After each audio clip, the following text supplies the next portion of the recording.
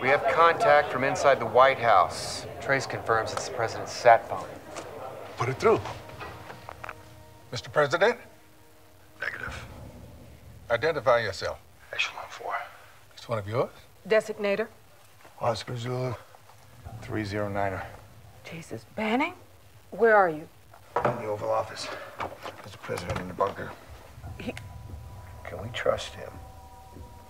Banning was one of our best agents. Ex-Special Forces, Ranger Battalion. He will move mountains or die trying. That was a clip from Olympus Has Fallen. I'm pleased to be joined by the star and producer, Mr. Gerard Butler. Hello, how are you? I'm very good indeed, thank you. Now, going to see this film as somebody who enjoys things like Moulin Rouge and Les Mis, and I've seen like the entire work of Disney inside out and back to front. I went to see this just thinking, oh God, what's this going to be like? But it was great. It was completely thrilling and thoroughly entertaining. And a few times I kind of had to watch from between my fingers, right. Because it is pretty graphic and it's pretty brutal.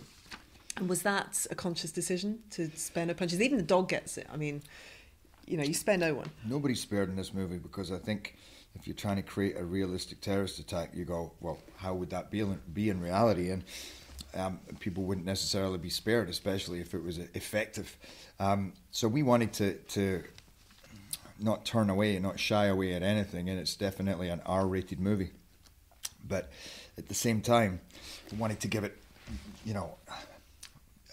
it's funny because you say as a woman you didn't expect to enjoy it, and a lot of women think this. I've heard this 1,000 times, and I've been in screenings where women start like, oh my God, they can't really look, and by the end of it they're crying and they're coming out, they're punching your arm saying that was amazing. And it's we've some parts of it consciously and some parts of it we just got fortunate that it combined a lot of different themes, and it allowed itself to be very graphic and yet emotional and inspiring, and just touch on a lot of things that allows...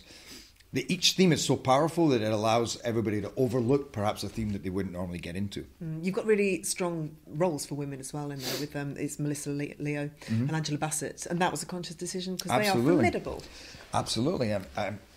Because just like you don't want to make only the action about the guys, you don't spare the dogs, you don't spare the women, and at the same time the heroes are not only the guys, you know, the women are heroes too. I mean, the two strongest roles in a way in the movie are Angela Bassett, who just keeps everything together, and Melissa Leo, who goes through more than maybe anybody in the movie. And it is amazing how much cheering and applauding the movie gets. I don't know if you were in a press screening, but even in Moscow, we went to see it in Moscow, and I'm thinking, well, they'll be a little more deflated, a little less energy, but they get into it in the same way, because you all have the same feelings about, I think, terrorism or good against evil, and those that do harm to good people in the service of their country, and so when you have somebody paying them back, especially after such a tragedy as has happened, then it's something that even again the women get into. They're like, yeah, go on, stick your knife in his brain,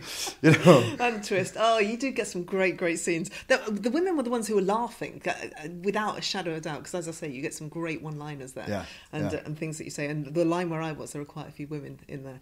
But it does seem remarkably easy to get into the White House. Did it take 12 minutes, I think, to get in there? How accurate is that? Because you worked obviously with Secret Service. Yeah, listen, we worked with Secret Service, and they laid out what would be a basic foundation for an attack. You could have done it many different ways. The fact is, could you do all those things together? I don't know.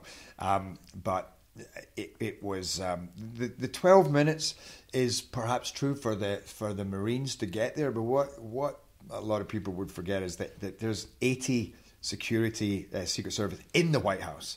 And there's a huge police force around, and there are certain members of the army as well around. So they have things up their sleeve that they weren't telling us, or that they told us and we didn't pass on.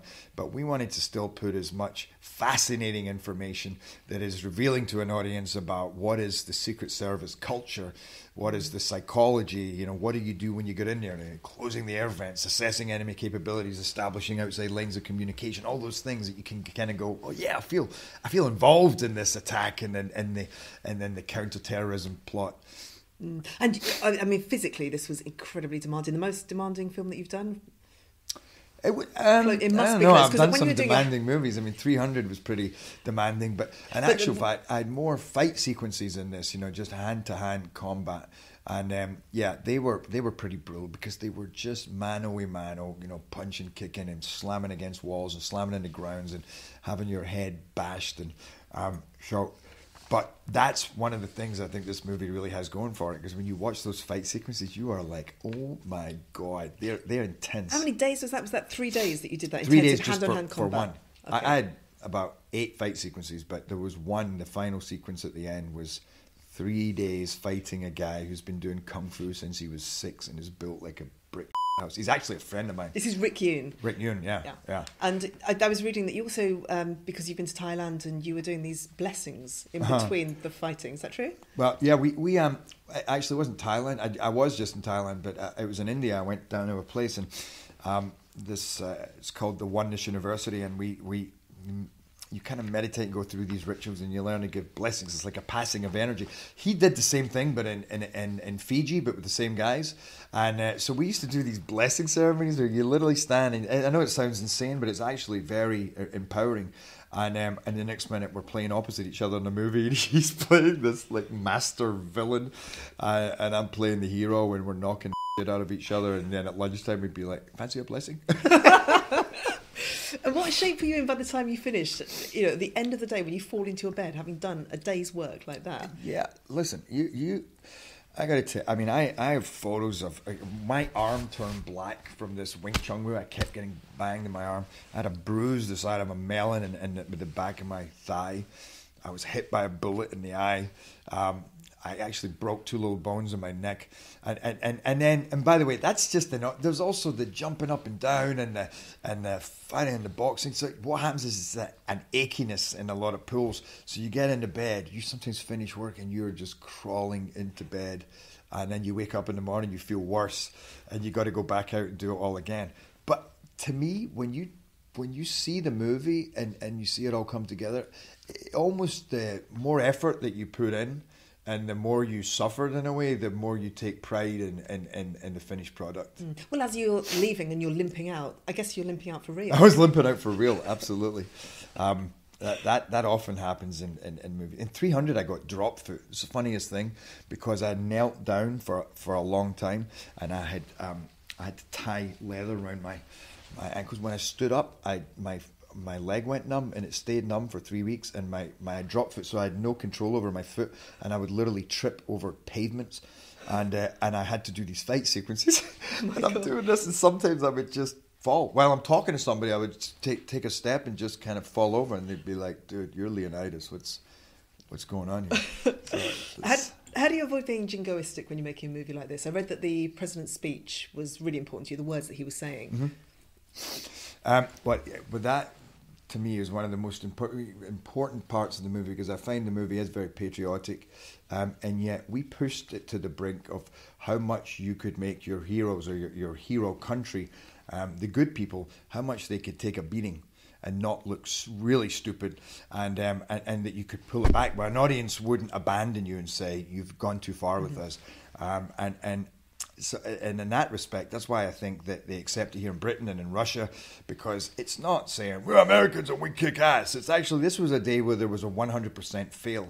Now, we could have messed that up by the end of the movie by giving a more jingoistic speech, and we didn't. We said we want to rebuild with integrity and honor, and to be honest, I think that's what people, after 9/11, there was so much international sympathy and compassion for America, and I think that it went and lost that again by what it did. It had an opportunity to do what I feel we were trying to do at the end of this movie, and when you watch it, it's a very emotional moment. And do you worry about how the film will be perceived as tensions rise between the US and North Korea? What's happening this week? No, the timing? I mean, listen, it's the two, in some ways, they're about the same story, but they're, it's not like we're affecting what's going on there. It's just a bit of a coincidence. You make a movie based on what's relevant in your society, and that's obviously very relevant, but we made a point of not making it about the Koreans, but about Korean terrorists.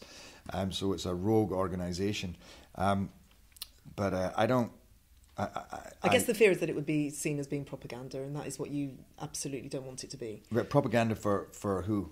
For the people in North Korea might see it and say, well, you know, the Americans are seeing us as the enemy. No, I mean, I haven't heard that. I'm sure that they, you know, it's funny because that Kim Jong is a huge movie fan, and he's. I mean, I'm sure he gets that there's entertainment, and again, it's not about the North Koreans. So. It's about terrorism. Yeah, it's about terrorism. Yeah, it's actually about heroism. It's much more focusing on what any kind of act.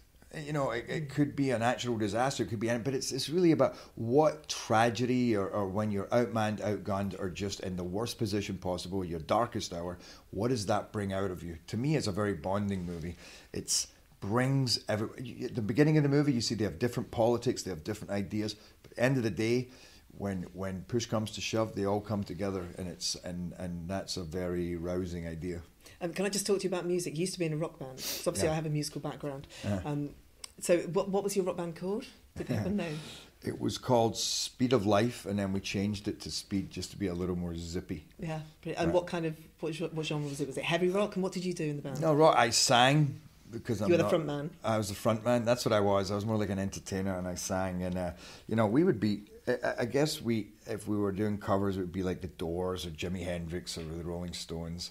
What kind of a frontman were you like then? Did you have Jagger-like moves, or was it? Yeah, I thought I was Jim Morrison, you know, and I would get drunk like Jim Morrison. And in fact, we once did a gig and I decided to run outside with the microphone.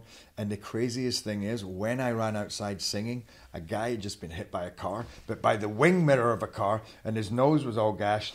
And I start helping him because his nose is pouring of blood. So inside, all the people can hear is like, "Dude, you all right, mate?" You know, and his nose was all gashed. I mean, I got thrown out of one of my own gigs for being too drunk. Yeah, I mean, they literally, I was being abusive, and they actually came and they escorted me off the stage.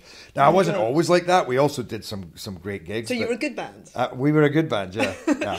And what's next for you, finally? Just the last question. You know what? I'm in the middle of doing How to Train Your Dragon 2, and then I'm sitting, I mean, because we're producing now, I've been developing a bunch of scripts, and I don't really want to work till late summer, so I'm deciding on what I'm going to do next. Okay, so you need some time just to chill. No, actually time to develop, to work more on development, because when you're filming, you don't get anything else done. Yeah. Thank you very much. Look at this. Look, I just realised we're totally like... We've mirrored each other's body language. I hate to say this, I'm not flirting, but you ever see that documentary when... or maybe I am. No, but you ever see that documentary? Feel free. It was years ago about... they put these cameras in pubs and watch people on dates, and when the chemistry was good, they literally, it was incredible. You'd watch them, they'd take drinks at the same time, they'd move the same way, and when it wasn't going well, you could see it, you know, they would kind of do the wrong thing, and then they would be like fidgeting, and you could... Can I just say, I had my leg here first, and I No, noticed when you put your leg there, I was like, hang on a minute, what's he doing? But by the way, I do say that I do love to sit like this, however, you were doing it first. It's much more comfortable, Yeah, isn't it? It's yeah. much more relaxed. I think it just made me feel relaxed.